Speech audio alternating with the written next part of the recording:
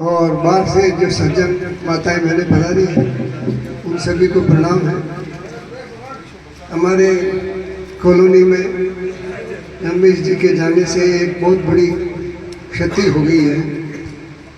उनका जीवन कैसा था, उनका लोगों के साथ व्यवहार कैसा था, ये सब जानते हैं।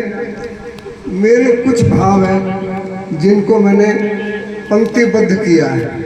वैसे रमेश जी की पूरी जीवनी कमल जी के बच्चे गुड्डू ने बहुत विस्तार से लिखी हुई है।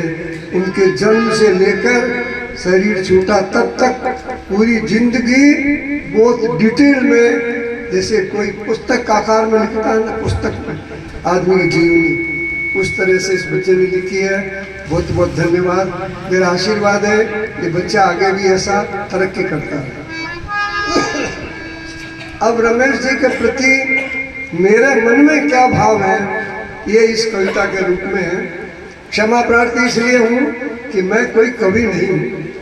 कवि नहीं हूँ तो व्याकरण संबंधी कुछ त्रुटियाँ हो सकती हैं, लेकिन मेरे त्रुटियों की तरफ ध्यान नहीं दें आप, मेरे जो भाव हैं उनके तरफ ध्यान दें। क्या ही हंसमुख चेहरा, क्या ही हंसमुख चेहरा रमेश जी का, क्या ही उनका मृदु व्यवहार, क्या ही हंसमुख चेहरा रमेश जी का, क्या ही उनका मृदु व्यवहार। नहीं भुला पाएंगे उन्हें, नहीं भुला पाएंगे उन्हें कि वो थे कितने मिलनसार। नहीं भुला पाएंगे उन्हें कि वो थे कितने मिलनसार। नियमित जीवन जीते थे। एक समय था जब रमेश जी और मैं दोनों घूमने जाते थे। मुन्नू की माँ और रमेश जी पीछे, मैं उनसे भी आगे, जो गेट है उससे आगे तक जाता था। रमेश जी गेट तक जाते, नियमित सवेरे उधर जाते थे और शाम को 101 गेट के नंबर, दोनों पति पत्नी नियमित रूप से सुबह शाम नियमित जीवन था। शिव जी के मंदिर इतने बजे जाना, उतने बजे ही जाना है। नाश्ता करके दुकान पे पहुंचना, इतने बजे पहुंचना, उतने नियमित जीवन था उनका। नियमित जीवन जीते थे और एक कुशल व्यापारी की थी पहचान। नियमित जीवन जीते थे, एक कुशल व्यापारी की थी पहचान। सबका यथोचित सत्कार, किस व्यक्ति के साथ कैसा व्यवहार करना चाहिए, इसमें रमेश जी बड़े कुशल थे। सबका यथोचित सत्कार किया, सबका रखा मान सम्मान। यही देवीय गुण, यही देवीय गुण जिसमें होते हैं उन्हें समझते देवता समान। किसी व्यक्ति में गुण ज्यादा होते हैं तो हम कहते हैं भाई आदमी गुणी, मेहनत गुणी, देवता। गुण ज्यादा है, जिसमें गुण ज्यादा है उसको देवता की संज्ञा दी जाती है। 3 योनियां हैं, एक देवता, एक मनुष्य और एक राक्षस। देवता ऊपर है, उसमें गुण ही गुण है। मनुष्य पृथ्वी पर है, उसमें गुण अवगुण दोनों है। राक्षस नीचे है, उसमें अवगुण ही अवगुण है। जिस व्यक्ति में मनुष्य होते हुए गुण अवगुण दोनों है, लेकिन अगर गुण ज्यादा है तो हम उसको संज्ञा देते हैं दिनुगा स्वाणी ऊँट मुंडो देखे जड़वा, देवता, उसको देवता की संज्ञा दी जाती है। यही देवीय गुण जिसमें होते हैं उन्हें समझते देवता समान। जिसमें सेवा भाव भरा है वही होता है सच्चा इंसान। जिसमें सेवा भाव भरा है वही होता है सच्चा इंसान। धन्य है उनके माता पिता, धन्य है उनके माता पिता, भाई बंधु और परिवार। अपने भाइयों के साथ भी अच्छा प्रेम रखा, कमल जी के साथ और दत्तानी वालों के सब बच्चों के साथ अच्छा प्रेम। एक परिवार, अपने भाई बंधु और कुटुंबियों के साथ रखा अच्छा परिवार, जिसने इस दुनिया में आकर बांटा सबको सच्चा प्यार। जिसने इस दुनिया में आकर बांटा सबको सच्चा प्यार। अब जैसे मैं नाम नहीं जानता, आपने अभी दोनों ने एक एक भजन गाया, अच्छा गाया, वही बात मैं रिपीट कर रहा हूँ। आदमी को जब जाना होता है तो उसका एक बहाना होता है। जब इस दुनिया से जाना होता है तो उसका एक बहाना होता है। बीमार हो गए, इलाज करवाया, शुगर लो हो गई और कोमा में चले गए। बीमार हो गए, शुगर लो हो गई, कोमा में चले गए। ये सब क्या हुआ? ये सब एक बहाना था, ये सब एक बहाना था। सही बात तो यह है कि भगवान के घर उनको जाना था। सही बात तो यह है, ये सब बहाना था। कोई ये नहीं कहता मेरे फला को भगवान ने मार दिया, ऐसा कोई नहीं कहता। क्या हुआ? ये तकलीफ होगी, ऐसा कोई नहीं कहता। मेरे पिताजी को भगवान ने मार दिया तो भगवान कल सरेंडर हो जाए, लेकिन भगवान को कोई और ये कहते ये हो गया। ऐसा प्रभु के मन की ही हुई।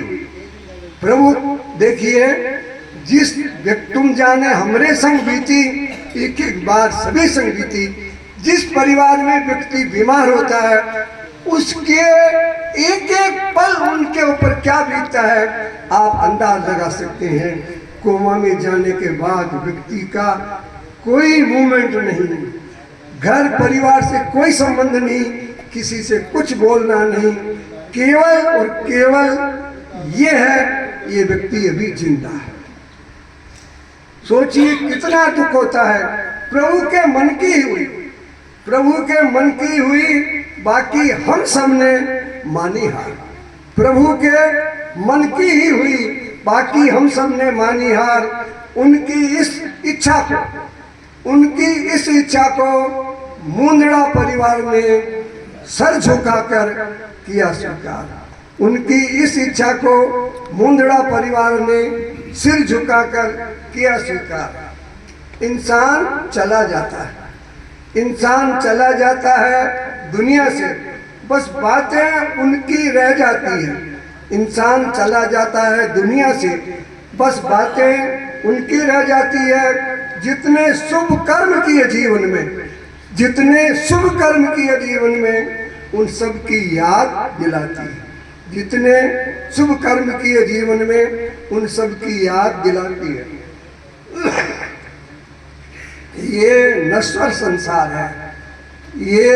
संसार है, यहाँ से एक न एक दिन सबको जाना है। ये नश्वर संसार है, यहाँ से एक दिन सबको जाना है। सिर्फ 2 दिन का मेहमान यहाँ पर, आखिर वहीं ठिकाना है। 2 दिन का मेहमान यहाँ पर, आखिर वहीं ठिकाना है। ये हमारे मरुभूमि में, मारवाड़ में मेरे ख्याल से 80-90% माहेश्वरी समाज श्री जी महाराज के यहाँ दीक्षित है। श्री जी महाराज को गुरु मानते, दीक्षित है।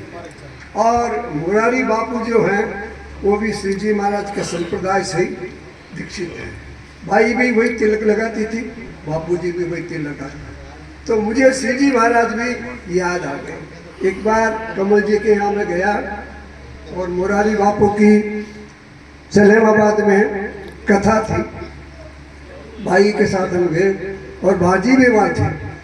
तो भाई तो वापस आ गई पर्वत सर, मैं और विष्णु की मम्मी दोनों रुक गए। भाजी ने कहा पौजी मेरे पास ही रुको। हमने पूरी कथा सुनी।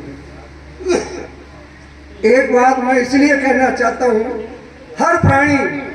हर प्राणी भगवान के पाव प्रसाद चढ़ा करके अपनी मांग की एक इतनी बड़ी लिस्ट लगा देता है। हे भगवान, मैं पाव पर बर्फी चढ़ा तो रहा हूँ, मेरा ये काम कर देना, बच्चे की नौकरी लगा देना, मेरे पोता पोती दे देना, ये कर देना। मतलब पाव और प्रसाद में भगवान को खरीदना चाहता है। लेकिन उस दिन मुरारी बापू ने जो मेरे को बात कही, मुझे नहीं सभी को बात कही। नरसिंह जी भगवान कृष्ण से मिलने गए और उन्होंने मांगा, मैं कुछ मांगना चाहता हूँ देव। तो भगवान ने कहा नरसिंह मांगो, तुम मेरे भक्त हो। बोले मेरी जितनी संपत्ति है वो नष्ट हो जाए, मेरी जितनी संपत्ति है वो नष्ट हो जाए। हर व्यक्ति चाहता है मुझे संपत्ति मिल जाए। 56 करोड़ की माया 56 करोड़ की माया नरसिंह जी ने लुटा दी। मेरा पुत्र परिवार सब मर जाता। हर व्यक्ति भगवान से मांगता है पुत्र दो, पुत्र दो, प्रपुत्र दो, सोने की निशानी चढ़ जाऊं। नरसिंह जी ने क्या मांगा? हो सकता है मेरा पुत्र मेरी नाक कटवा दे। मेरा पुत्र, उनका पुत्र नरसिंह जी के सामने ही मर गया। बताओ, मुरारी बाबू झूठ नहीं बोलते, सुलझे हुए संत है। इसलिए मुझे श्री जी महाराज की याद आ गई। अनंत कोटि नायक, अनंत कोटि नायक श्री श्री जी महाराज को शत शत प्रणाम। अनंत कोटि नायक श्री श्री जी महाराज को शत शत प्रणाम। रमेश जी पर कृपा करो।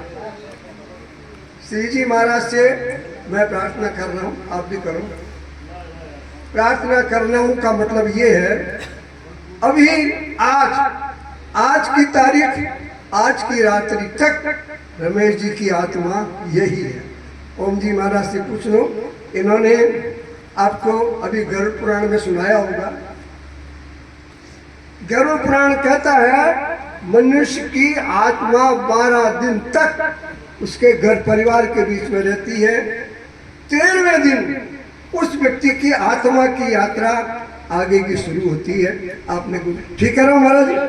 देखिए ओम जी, हाँ महाराज। तो 12 दिन तक रमेश जी की आत्मा आज की रात का 12वें का जो जागरण किया जा रहा है, ये कॉलोनी वाले बाहर से आए सज्जन सब इकट्ठे हैं। ये एक किसी कारण से है कि रमेश जी की आत्मा आज यही। तो अनंत कोटि नायक श्री श्री जी महाराज को शत शत प्रणाम। रमेश जी पर कृपा करो, रमेश जी पर कृपा करो और निज चरणों में उनको देवो मुकाम। पुराने आदमी जब पोस्ट कार्ड लिखते थे तो मुकाम पोस्ट लिखते थे ना, मुकाम, मुकाम का मतलब मकान, स्थान, रहने की। रमेश जी पर कृपा करो, अपने निज चरणों में उन्हें देवो मुकाम। और हमारे गांव की अधिष्ठात्री देवी ब्रह्माणी माता है। हे ब्रह्माणी माता, मैं प्रणाम कर रहा हूँ, विष्णु की माँ भी कर रही है।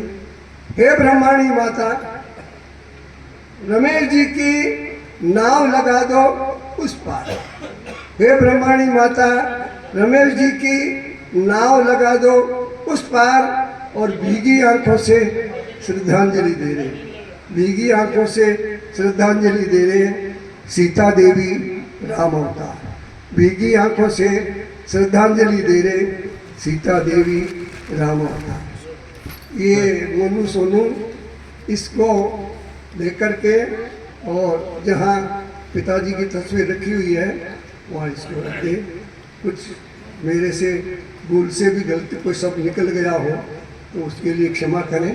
तो गाने की स्थिति में हूँ नहीं, स्वास्थ्य नरम है। तो आना इसलिए ज़रूरी था कि मुझे ये बोलना ज़रूरी था, और आप सब लोगों के दर्शन भी हो गए।